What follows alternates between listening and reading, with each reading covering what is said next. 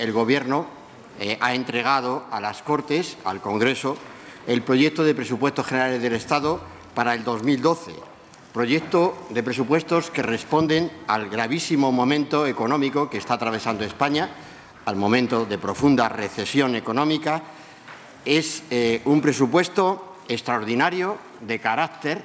extraordinario en términos de las medidas que contiene, en términos de reducción de gasto público y de incremento de ingresos y, por tanto, es un presupuesto a tenor de la situación extraordinaria que atraviesa España. Quiero insistirles en una idea, que es casi un principio. Este es un presupuesto para cumplir con el objetivo de déficit que está marcado por nuestros compromisos europeos y, además, son, en definitiva, compromisos que constituyen la condición sine qua non para superar la crisis económica que está padeciendo España. Estos son, en definitiva, presupuestos que garantizan que, a través de sus instrumentos, tanto de gasto como de ingreso público, menos perjudican al crecimiento económico.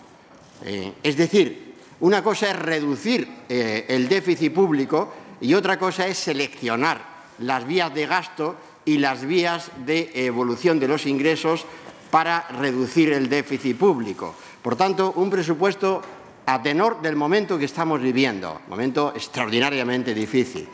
Un presupuesto absolutamente comprometido con la corrección del déficit público a la baja, de la Administración Central del Estado y de su traslación al conjunto de las administraciones públicas en España. Y un presupuesto que no daña, no perjudica la esencia de la recuperación económica, puesto que las partidas de gasto que se reducen y las partidas de ingreso que se promueven son precisamente las que son más neutras sobre el crecimiento económico. Y, por tanto, lo que tratamos con estos presupuestos es de que esta crisis acabe cuanto antes. Y estamos convencidos, y ese es el mensaje que queremos lanzar, que el desafío de estos presupuestos es recuperar la confianza de los socios europeos en España, recuperar la confianza de las instituciones europeas en España, recuperar la confianza de los inversores en España, inversores que son en buena medida también los acreedores de España. Y, por tanto, ese es el objetivo, este es el centro nuclear de estos presupuestos, a los que también añado el concepto, la premisa de que, en realidad, estos presupuestos se están ejecutando desde el día 1 de enero del año 2012. Lo digo también porque he leído mucho estos días sobre la idea de que son presupuestos para 8 meses. En absoluto son para 8 meses. Ese es un análisis equivocado. El presupuesto se está ejecutando desde el 1 de enero del año 2012 a través de lo que fueron las medidas contenidas en el decreto ley que aprobó el Consejo de Ministros el 30 de diciembre, medidas que también se completaron con un acuerdo de no disponibilidad de crédito y medidas fiscales, medidas en definitiva relativas al impuesto sobre la renta de las personas físicas entonces, y las medidas tributarias, las más importantes que contiene este presupuesto, ya están en vigor y, por tanto, están a través del decreto ley aprobado en el último Consejo de Ministros celebrado el pasado viernes y, por tanto, en vigor desde su publicación en el Boletín Oficial del Estado al día siguiente. Por tanto, estamos ante un presupuesto que, insisto,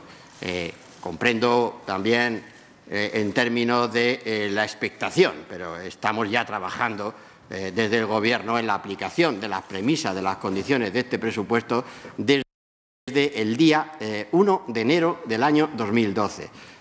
Lo digo también porque es que si no parece que realmente hay unos análisis extraños, ¿no?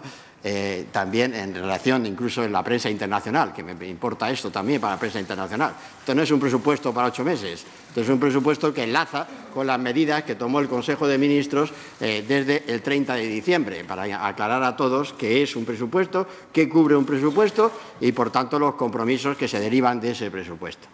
Por lo tanto, bien, ahora les vamos a describir los contenidos de ese presupuesto apoyándonos también en un PowerPoint que tienen ahí en los dos y que las dos pantallas que flanquean la sala, y esas dos pantallas les voy a relatar la idea de lo que es la necesidad de reducir objetivamente el déficit público en España. ¿Por qué hay que reducir el déficit público en España para salir de esta crisis? Esta es la gran cuestión por tanto, es lo que precisamente queríamos describírselo en términos de lo que hemos llamado consolidación fiscal para recuperar la confianza perdida en la economía española. La confianza hoy también, como cualquier país que está operando en los mercados financieros internacionales, se mide en términos de prima de riesgo país, del diferencial entre el bono español a 10 años y la deuda alemana, el bono alemán a 10 años. Y en ese gráfico podemos ver cómo a comienzo de los años 90 realmente la diferencia estaba, el de la prima de riesgo país,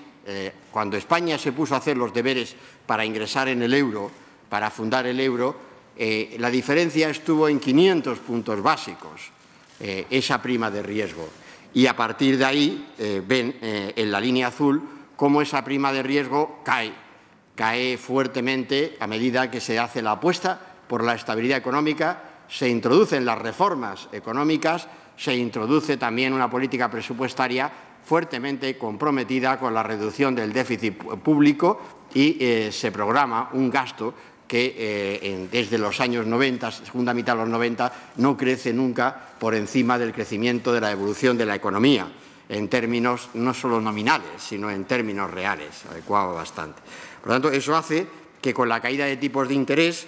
el déficit primario, el saldo primario del presupuesto, realmente ven que vive una zona de estabilidad, la zona roja de estabilidad, y ese déficit primario es el que cae muy fuertemente en esta crisis, y ahora es lo que tratamos de recuperar, como ven ahí, ligándolo al nivel de deuda pública, obviamente, porque el déficit primario descuenta la carga de intereses de ese servicio de la deuda y, por tanto, ven ahí cómo realmente tratamos de volver a lo mejor de nuestro pasado reciente, de la historia económica de España, donde la confianza se recupera precisamente sobre esas premisas y no se recupera con más déficit público nunca, no se recupera con más carga de intereses, con más deuda pública, sino antes al contrario. Bueno, pasamos. Siguiente. Este es un poco en bruto. Yo prefiero, vamos directamente al tercero, lo tienen ahí en la documentación, porque me parece más expresivo. Es en el momento en que estamos viviendo realmente la financiación de la economía española. El Gobierno está advirtiendo que estamos viviendo una situación crítica en España, una situación límite, por razón de la financiación de la economía española. Esta es la causa fundamental, para que todos lo tengamos claro. El problema de España, el mayor problema y el que produce la recesión y agrava la recesión y, por supuesto, nos lleva a pérdidas de puestos de trabajo tan lamentables, ¿no?, como se siguen produciendo todavía. Hemos conocido los datos relativos al mes de marzo, es por la financiación de la economía, es por el alto endeudamiento que acumula nuestra economía frente al resto del mundo. Y, por tanto, la posición financiera de los agentes económicos en España es fundamental. La posición financiera la podemos agrupar en términos, como hacemos ahí en esas barras, la podemos agrupar en términos de sector privado, sector público. Sector privado que incluye a familias y a empresas y sector público. Y lo que vemos claramente es como, si ven ustedes, en lo que es la crisis, realmente esta crisis abre la necesidad de financiación de la economía española hasta unos límites mejor dicho, sorprende la crisis a la economía española con una necesidad de financiación frente al resto del mundo en unos límites históricamente elevadísimos, que son el año 2007. Y ahí radicó el error del anterior Gobierno, del diagnóstico, de afirmar que una crisis financiera mundial no iba a perjudicar a un país como el nuestro, que es un país que tenía una necesidad de financiación tan alta frente al resto del mundo. Obviamente, al estrangular esa financiación, la crisis en España se hace muy aguda, muy fuerte. Pero es que además la barra roja la ven ahí, como el sector público en esta crisis lo que hace es añadir necesidad de financiación. Es decir, viene a complicar el problema, mientras que el sector privado da la vuelta, estaba provocando la necesidad de financiación de la economía española hasta el año 2007, ven cómo recupera posición, deja de ser el principal causante ya para el 2008, pero es que da la vuelta en los años siguientes, 2009, 2010 y 2011. Por tanto, cuando vemos si España va a recuperar su economía cerrando la brecha de financiación con el resto del mundo, que es lo importante, la razón económica de por qué se hacen unos presupuestos estrictos que realmente reduzcan la necesidad de endeudamiento del sector público, lo ven ahí, porque España tiene que cerrar esa brecha frente al resto del mundo y el cierre de esa brecha hoy radica exclusivamente en el sector público y, por tanto, tenemos que reducir esa dependencia financiera. Cuando hayamos reducido esa dependencia financiera,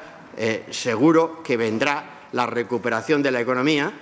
habida cuenta que gozaremos, por tanto, de la capacidad de financiar el crecimiento económico. Esta es la razón fundamental por la que, como ven, desde ese 2011,